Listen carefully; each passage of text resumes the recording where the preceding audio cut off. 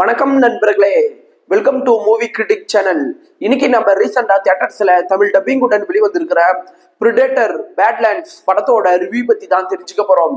இப்ப படத்தோட கதை என்ன அப்படிங்கறத மேலோட்டமா தெரிஞ்சுக்கலாம்.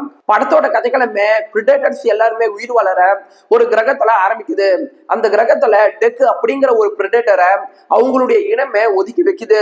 சோ தன்னுடைய மரியாதையை மீட்டு எடுக்கணும் அப்படிங்கிறதுக்காக அந்த டெக் அப்படிங்கிற பிரிடேட்டர் வேற்று கிரகத்துல வாழற ஒரு பயங்கரமான உயிரினத்தை கொண்டு தன்னுடைய இனத்தை முன்னாடி மரியாதையா இருக்கணும் அப்படின்னு அந்த வேற்று கிரகத்துக்கு புறப்பட்டு போகுது.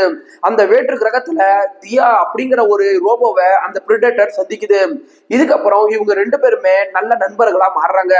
இதுக்கப்புறம் அந்த வேற்று கிரகத்துல பிரிடேட்டர் எப்படி எல்லாம் சர்வே பண்ணுது, வர ஆபத்துகளை எப்படி எதிர்கொள்ளுது அப்படின்னு சொல்றதுதான் படத்தோட மீதி கதையே.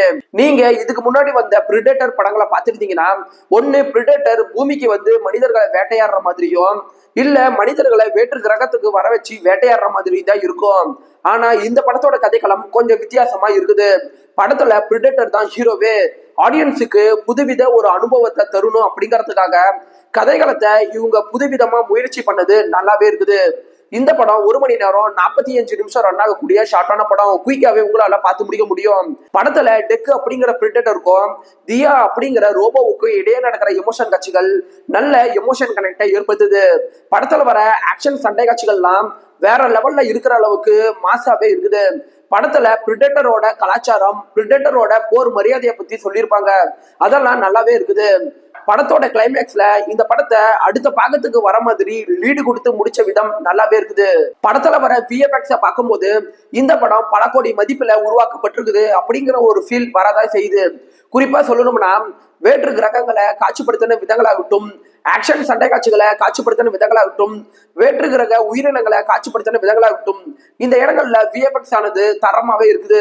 படத்தோட குறைகள் அப்படின்னு எடுத்துட்டீங்கன்னா, இதுக்கு முன்னாடி வந்த பிரிடேட்டர் படங்களை பார்த்தீங்கன்னா, அந்த படங்கள்ல எமோஷன் காட்சிகளோ இல்ல காமெடி காட்சிகளோ அப்படின்ட்டு எதுவுமே கிடையாது. ஆனா இந்த படங்கள்ல அதை பிளேஸ் பண்ணியிருக்கிறாங்க.